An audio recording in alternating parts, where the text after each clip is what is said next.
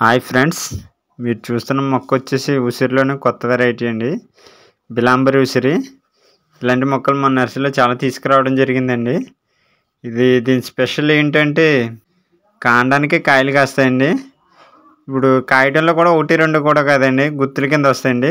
చూడండి ఒకసారి ఎన్ని గుత్తులు ఉన్నాయి చూడండి. ఒక కాయ కోసి టేస్ట్ ఎలా ఉందో చూద్దామండి. ఒకసారి చూడండి, ఇది రౌండ్గా ఉంటుందండి. చూడండి, టేస్ట్ మట్టికి చాలా అంటే చాలా పుల్లగా ఉందండి. హెల్త్కి ఆరోగ్యపరంగా చాలా మంచిదండి. మామూలు ఉసిరిల కాయలతో పోల్చుకుంటే దీనికి హెల్త్ బెనిఫిట్స్ ఎక్కువే. ఇది కాయ కొంచెం పెద్ద సైజు వచ్చాక గోల్డ్ కలర్లో వచ్చాక తింటే మంచిదండి. బాగా చిన్నకాయ తింటే మాత్రం చాలా పులుపు ఉంటుందండి. ఇది సేమ్ దొండకాయలా ఉంటుందండి, అందుకే చాలామంది దీన్ని దొండ ఉసిరి అని కూడా అంటారు.